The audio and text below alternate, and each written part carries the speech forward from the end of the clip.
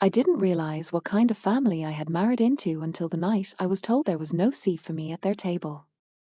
The Blackstone ballroom at the Langham Hotel glowed with a kind of light that only exists in spaces where power consolidates.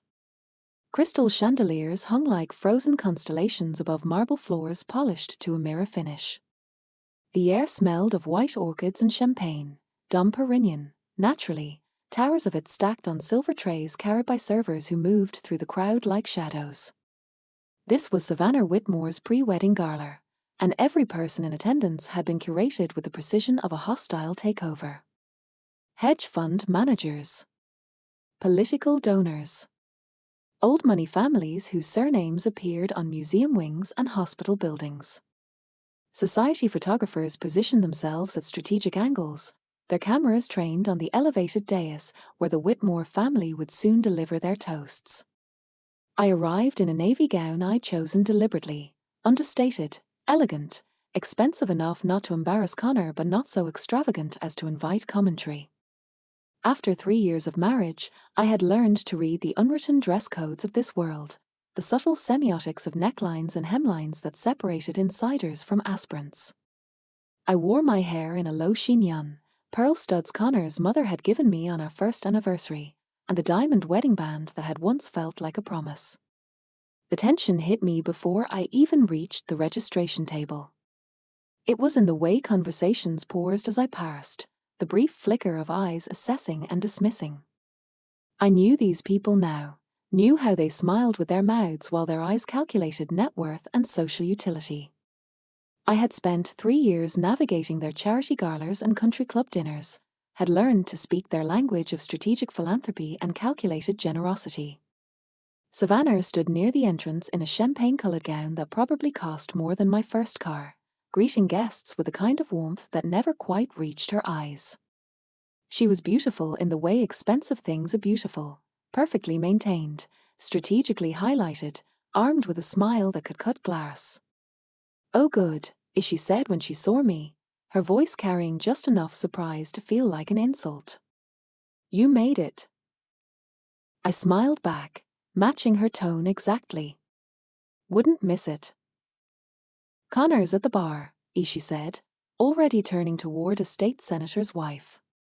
"He'll show you where to sit." I found Connor surrounded by a cluster of his college friends, men who had inherited their careers the same way they'd inherited their trust funds.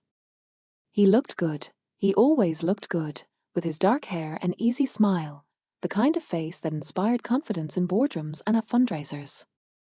When he saw me, something flickered across his expression. Not quite guilt. Not quite relief. Something in between. "Evelyn," he said, kissing my cheek with the automatic affection of a well-trained politician. "You look beautiful. Where are we sitting?"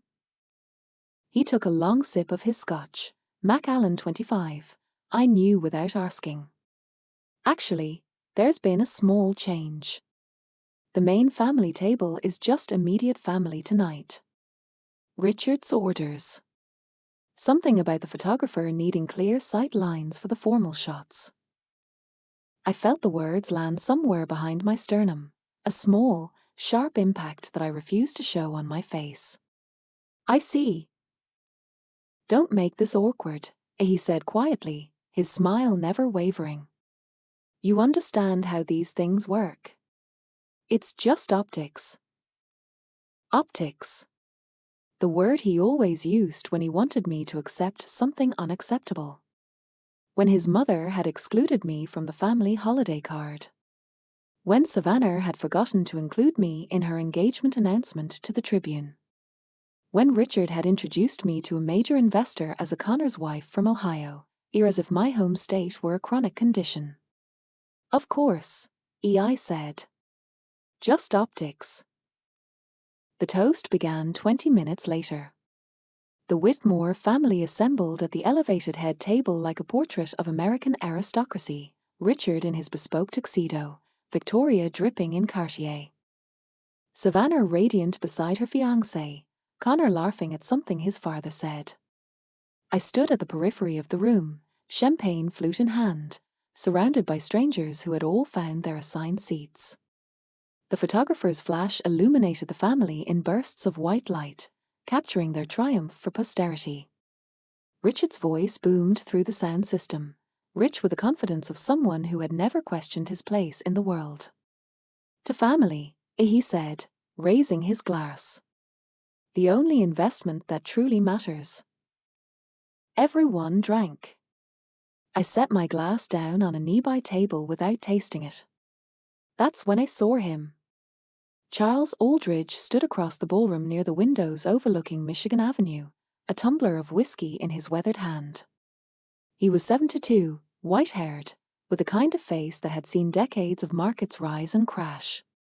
Forbes estimated his net worth at $12 billion, but numbers like that stopped meaning anything after a certain point. What mattered was that Aldridge Strategic Holdings provided 30% of Whitmore Capital's investable funds. What mattered was that Richard Whitmore called him quarterly and laughed at his jokes. Next to him stood his daughter, Naomi, who was one of the few people in this world who had ever treated me like an actual human being. She was brilliant, Stanford MBA, fluent in 4 languages, running her father's European operations from London. When she saw me standing alone, something crossed her face that might have been sympathy. She found me an hour later on the terrace, where I'd retreated under the pretense of needing air. The Chicago skyline glittered around us, a landscape of ambition rendered in steel and glass. "That was subtle," she said, handing me a glass of wine I hadn't asked for but accepted anyway. "What was?" "The seating arrangement. Savannah's always been good at the quiet knife." I took a sip of the wine. "I've survived worse." "I'm sure you have." She leaned against the railing, her expression thoughtful. "My father is reconsidering his position with Whitmore Capital." The statement hung in the cold November air between us. "Is he?" Savannah gave an interview to Chicago Magazine last month. Said some unflattering things about his foundation. Called his clean water initiatives in Africa performative charity and suggested he was only doing it for tax benefits. Naomi's smile was sharp.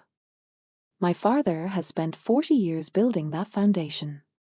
He doesn't take well to being called performative."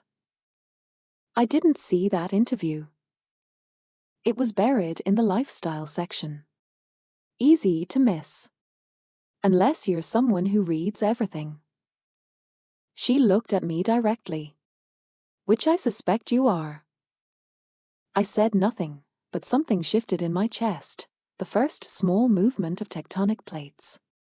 "He's been talking to other investment opportunities," and Naomi continued. "More aligned with his actual values. Funny how that works, isn't it? You can ignore a lot of behavior when the returns are good. But disrespect?" She shook her head. "That's different." We stood in silence for a moment, watching the city breathe below us. "Why are you telling me this?" I asked. "Because I think you're the only person in that family who might actually understand what I'm saying." She set her empty glass on the ledge. "And because I've watched you navigate that room for 3 years with more grace than they deserve." She left me on the terrace with my wine and a puzzle I was already beginning to solve. The discovery came 3 nights later, though discovery feels like the wrong word for something I had half known all along. I had returned to the Gold Coast mansion, Richard and Victoria's primary residence, where Connor and I maintained a wing for appearances, after a late dinner with a client.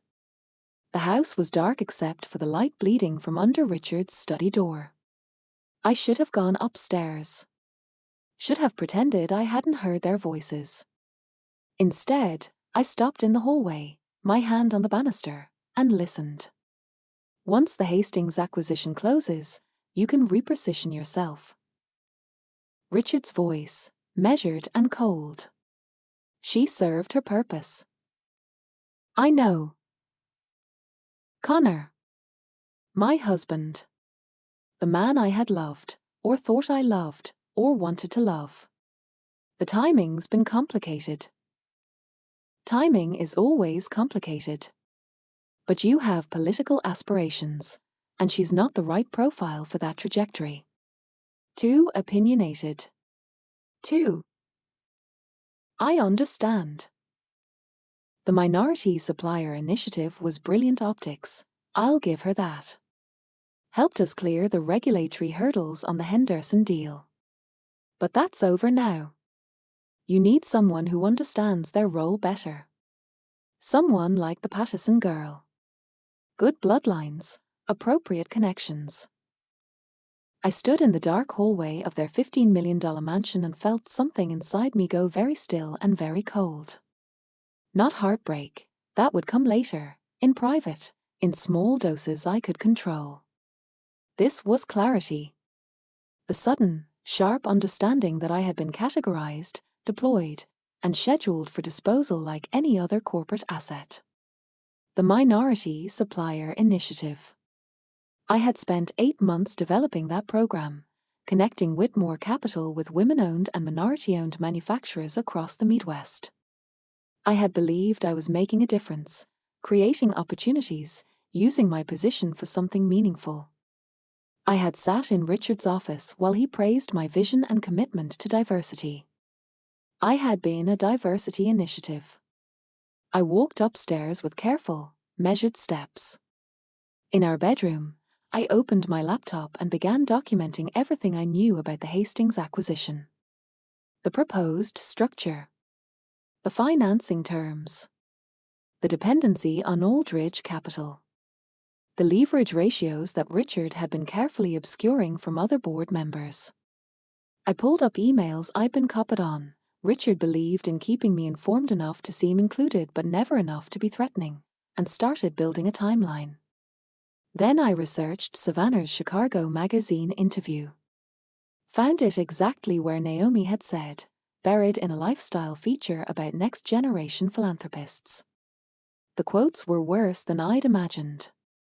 She'd called Charles Aldridge's African Water Initiatives vanity projects for bored billionaires and suggested that a real philanthropy happens domestically, not in photo-op villages. I took screenshots of everything. Connor came to bed around 2 a.m, smelling of his father's scotch. He kissed my temple, told me he loved me, and fell asleep in under 3 minutes. I lay awake beside him until dawn, assembling pieces of a puzzle I hadn't realized I'd been collecting for 3 years. The next morning, I called Naomi. I need to speak with your father, I said. Privately. We met at a coffee shop in the West Loop, far from the Gold Coast restaurants where Richard's network congregated. Charles Aldridge arrived in a town car but dismissed his driver, sitting across from me in a corner booth like we were old friends catching up. Naomi says you have something interesting to tell me, he said. Your daughter is perceptive. You're reconsidering your position with Whitmore Capital. I'm always reconsidering my positions. That's how you stay solvent. You're preparing to exit, I said. Because Savannah insulted your life's work in print, and Richard hasn't apologized because he doesn't think he needs to. Something flickered in his eyes. Respect, maybe. Or curiosity. The Hastings deal, I continued, is structured around the assumption of your continued backing. 72% of their bridge financing depends on lines of credit secured against your committed capital. If you withdraw, those credit lines collapse. The acquisition fails. And given how over-leveraged they are right now, I slid a folder across the table. They'll face margin calls on at least 3 other positions. He opened the folder. Studied the documents I'd compiled, financing structures, leverage ratios, exposure analyses. His expression never changed, but his fingers paused on certain pages. Where did you get this? I've been Richard's daughter-in-law for 3 years. I'm copied on emails. I attend dinners. People talk in front of me like I'm furniture. I met his eyes. They shouldn't have done that. And what do you want in exchange for this information? I want you to exit. Decisively and publicly. I want you to do it in a way that sends a signal to every other major investor in their fund. That would destroy them. Yes. He sat back, studying me with the intensity of someone who had built an empire by reading people better than they read themselves. And for yourself? I'm starting a new firm. Ethical investment focused on sustainable infrastructure and minority-led manufacturing. I need a founding investor with credibility and capital. You're asking me to fund your revenge. I'm asking you to fund your values. I'm just making it profitable. I kept my voice level. You've spent 40 years building water systems in communities that have been ignored by people like Richard Whitmore. Savannah called that performative. She called your life's work a tax dodge. And Richard laughed about it at dinner. His jaw tightened almost imperceptibly. If you back me, I said, it will do what you've always wanted to do. Infrastructure that matters. Companies that treat workers like humans. Real impact, not just quarterly returns. I paused. And as a bonus, you'll never have to return Richard Whitmore's calls again. He was quiet for a long moment, his fingers drumming on the folder. Then he smiled, a real smile, the first I'd seen from him. Tell me about your business plan. We talked for 2 hours. By the time we finished, I had a term sheet and a promise. He would announce his full divestment from Whitmore Capital in 3 weeks, timing it for maximum market impact. In exchange, Aldridge Strategic Holdings would provide the seed capital for Harbourlight Governance Partners. One question, he said as we stood to leave. Are you doing this because they hurt you, or because it's the right thing to do? Does it matter? It does to me. I considered this. They built an empire on using people and discarding them when they stopped being useful. They hide it behind charity galas and diversity initiatives, but the cruelty is structural. So yes, they hurt me. But I'm not doing this to hurt them back. I'm doing this because someone should. He offered his hand. Then we have a deal. The next 3 weeks were the longest performance of my life. I attended dinners and smiled at jokes. I asked Connor about his day and listened to him talk about the Hastings acquisition like it was already done. I went to Victoria's book club and nodded along as they discussed their favourite charities. I had coffee with Savannah and congratulated her on the upcoming wedding, scheduled for the first Saturday in December at the Drake Hotel. I watched them move through their routines with the absolute confidence of people who had never faced real consequences. Meanwhile, I was building infrastructure. I registered Harbourlight Governance Partners as an LLC. I reached out to former colleagues from my consulting days, women who had been pushed aside by men less competent but better connected. I identified target companies, sustainable manufacturers, women-led supply chain operations, clean energy startups that had been systematically denied capital by firms like Whitmore Capital. I built financial models and impact projections. At night, lying beside Connor in the dark, I felt nothing. Not anger, not sadness. Just a cold, clear sense of purpose. The day of Savannah's rehearsal luncheon arrived with crystalline December sunlight. The Drake Hotel ballroom had been transformed into a winter garden, white roses and silver branches, ice sculptures and silk drapery. 200 guests assembled for mimosas and poached salmon, the city's elite gathering to celebrate the merger of 2 financial dynasties. I wore a cream dress and my pearl studs. I smiled at people I would never see again. Richard gave the toast at noon, standing beneath a crystal chandelier with Victoria beside him. He spoke about family and legacy, about the Hastings acquisition that would cement Whitmore Capital's position as a top-tier private equity firm. He mentioned Connor's rising profile, Savannah's brilliant match. He did not mention me, even in passing. Then every phone in the room buzzed simultaneously. The sound was almost musical, hundreds of devices vibrating against wooden tables and designer clutches. People reached for their phones reflexively, that modern instinct to check every alert. I watched faces change as they read the Bloomberg notification. Aldridge Strategic Holdings announces full divestment from Whitmore Capital Group, citing strategic realignment and value misalignment. The room didn't erupt. That's not how these people operate. Instead, a profound silence settled over the luncheon, broken only by the soft tapping of screens as people pulled up more details.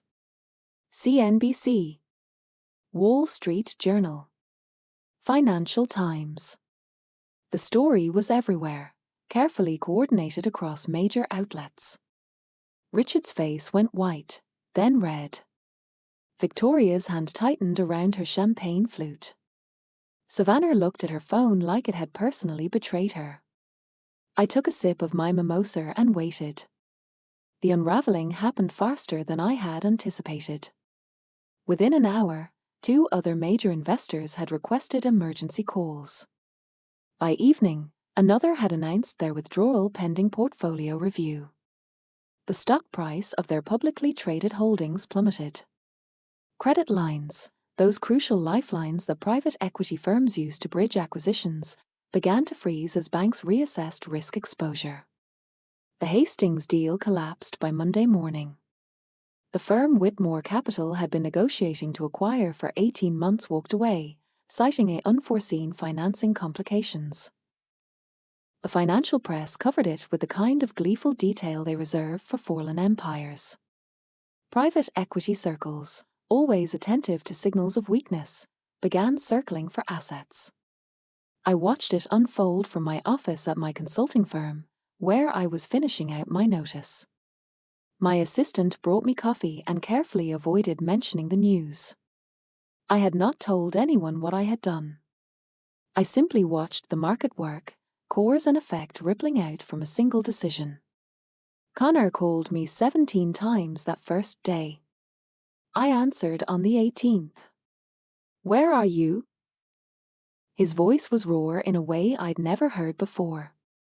"At work." "You need to come home. My father wants to see you." "I'm sure he does." "Evelyn, this is serious. The fund is, everything is collapsing." Aldridge pulled out without warning, and now everyone else is following. Dad thinks maybe you can. You've worked with Aldridge's team before. Maybe you can reach out to Naomi, see if there's a way to. No. Silence on the line. Then, what? I said no, Connor. I'm not going to help. This is my family's legacy. My father's entire career. Savannah's. Your father, I said carefully, he called me a strategic diversity asset. He said I served my purpose. You agreed with him. The silence this time was different. Heavier. You heard that. I heard it. And I remembered it. And I made decisions based on it. Evelyn, it wasn't like that. It sounded worse than. Call Aldridge yourself, I said. Fix this yourself. I hung up. Richard called me an hour later, his voice tight with controlled fury. We need to talk. I don't think we do. Whatever you think you heard. I didn't misunderstand anything, Richard. I understood perfectly. You used my supplier diversity initiative to secure regulatory approval for the Henderson acquisition. You planned to discard me once Connor's political aspirations required better bloodlines. I was an asset, and now I'm not useful anymore. I kept my voice level. The only thing I got wrong was the timeline. If you had something to do with Aldridge. I didn't cause your collapse, EI said. I just stopped preventing it. I hung up on him too. The next 3 months were a study in gravity. The Gold Coast estate went on the market for 45 million. It sold for 38, and even that took 6 weeks. The Aspen property followed. The art collection was auctioned at Christie's, Modigliani's and Rothk's, dispersing to other wealthy families. Staff was let go.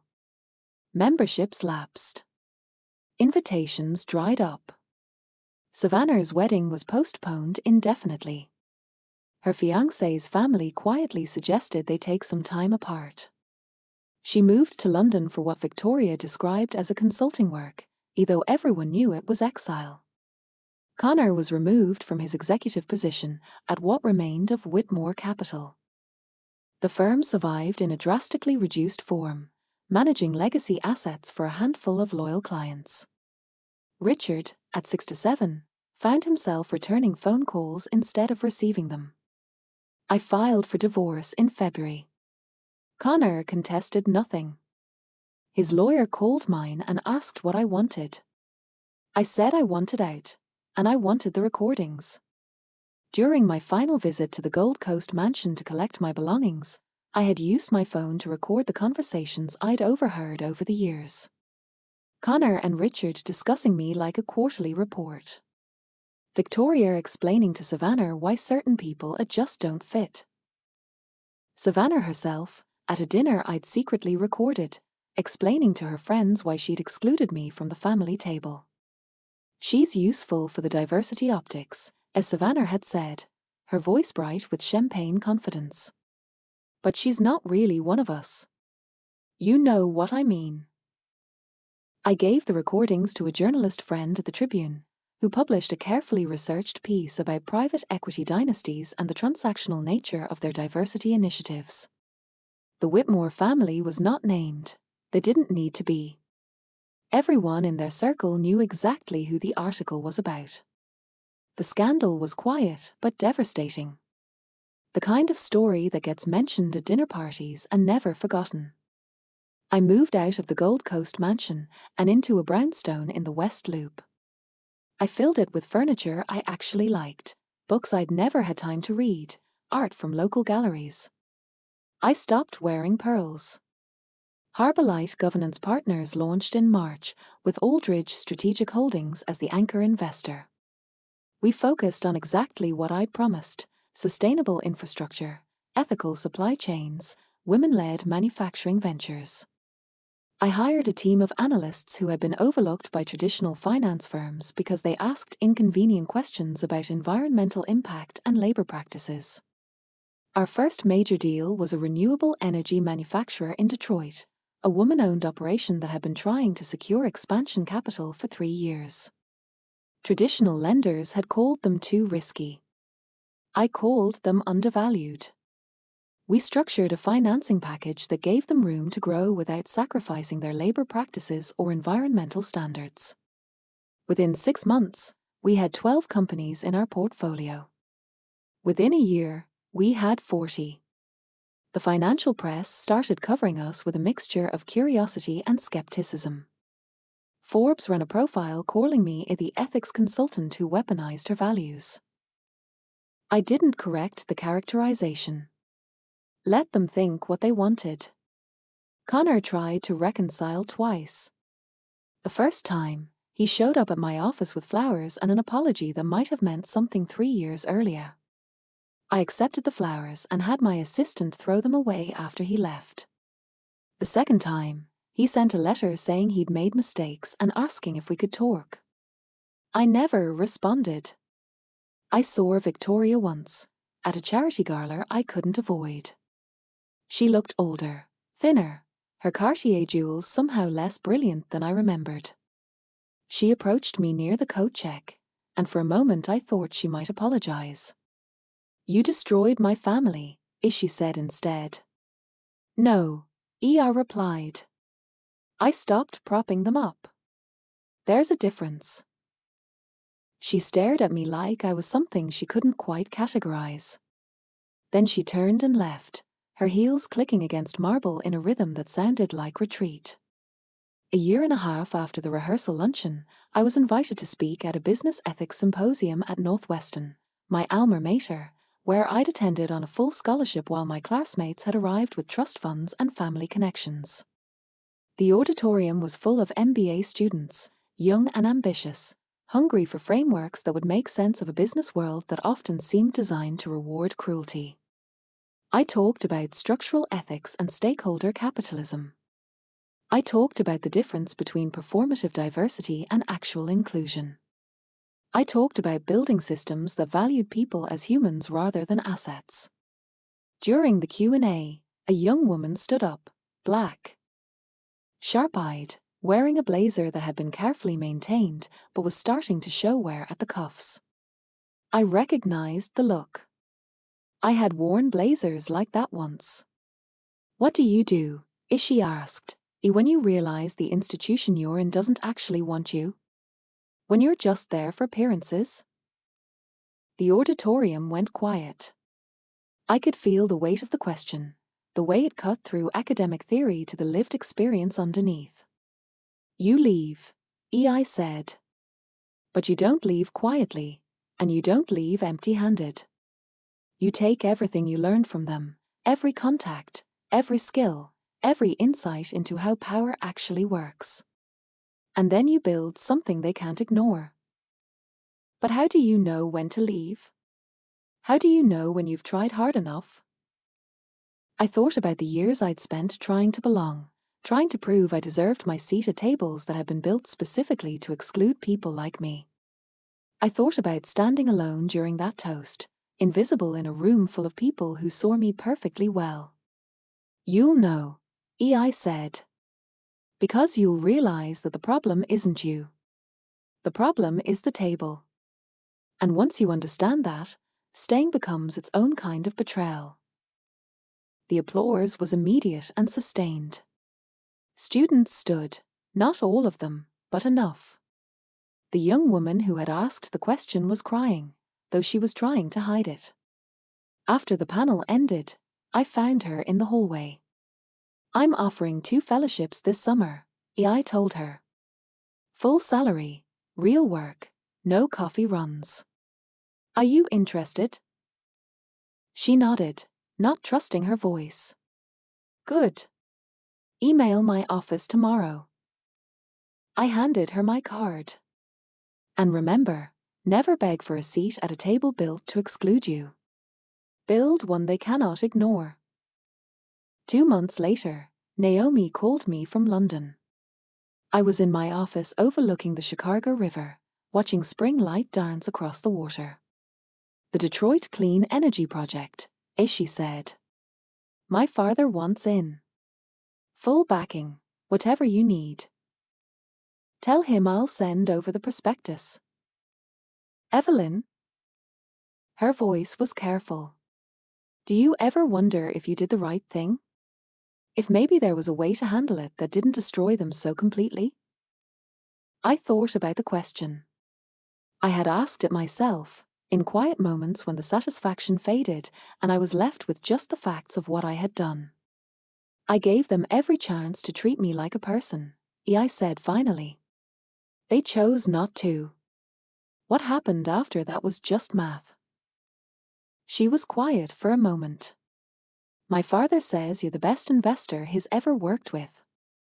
He says you see patterns other people miss. I spent 3 years being invisible. You learn to see a lot when no one thinks you're watching."